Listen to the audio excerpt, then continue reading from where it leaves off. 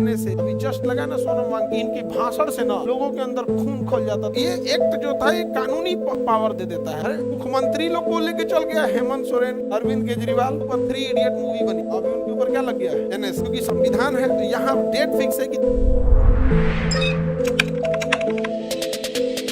National security act NS, अभी भी ये लगता है यूएपीए एनएसए को आर्टिकल 22 के 4 में है, अभी उसी टाइप से है, बट नाम उस समय रॉलेट एक्ट था। अभी रॉलेट एक्ट आया था 1919 में, इसका डेट याद नहीं रखना है, बस याद रखना है 1919। ये क्या था, अब भारतीय आंदोलन कर रहे थे तो आंदोलन को कैसे दबाए, तो दबाने अंग्रेजों ने वहां के हाई कोर्ट के रिटायर्ड जज रॉलेट की अध्यक्षता में एक रॉलेट एक्ट का गठन किया और यह रॉलेट एक्ट पास हो गया 1919। कब गठन हुआ, कब रिपोर्ट दिया, इससे मतलब नहीं, पास कब हुआ 1919 को सिडनी रॉलेट ने बनाया था, इसका नाम हो गया रॉलेट एक्ट।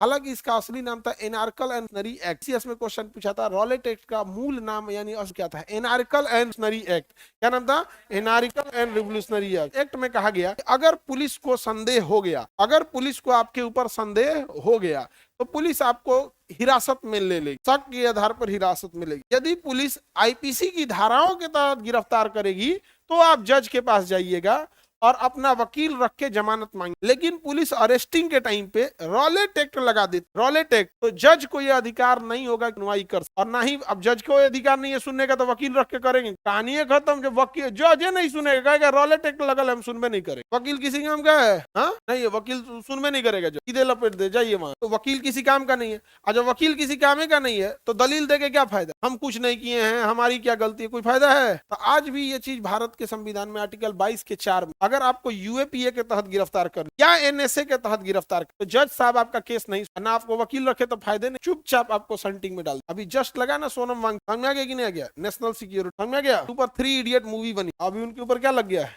एनएस, समझ में आया? अरे गधा, एनार्कल एंड नरी एक्ट होता है, अनारकली लिख, इसलिए इसे कहा गया बिना वकील बिना अपील। दलील आप किसको दीजिएगा, वकील को। अब वकील आपके लिए अपील कहाँ करेगा, कोर्ट में, तो ना आपकी दलील, ना आपकी वकील, ना आपकी अपील। तो बिना दलील, बिना वकील, बिना अपील, किस कानून किसे कहा गया, रॉलेट एक्ट। इसे काला कानून भी कहा गया। ये पंजाब के 2 इतने बड़े नेता थे कि इनकी भाषण से ना मतलब लोगों के अंदर खून खोल जाता था कि अंग्रेजों को तो बर्बाद कर देना है। तो डॉक्टर सैफुद्दीन किचलू और डॉक्टर सत्यपाल, अंग्रेजों ने इन्हें गिरफ्तार कर लिया और लगा दिया कौन सा एक, रॉलेट। हाँ रॉलेट। जैसे मान के चलिए हमको गिरफ्तार किया गया और गिरफ्तार कर दिया गया, हम अभी चल जाएंगे न्यायालय में, 24 घंटे के अंदर आपको न्यायालय ले जाना पड़ेगा। चल जाएंगे न्यायालय में, बताएंगे कि हमारा तो ऐसा कोई गलती नहीं किए थे, तो जज साहब देखेंगे, जमानत दे देंगे। क्या दे देंगे, जमानत।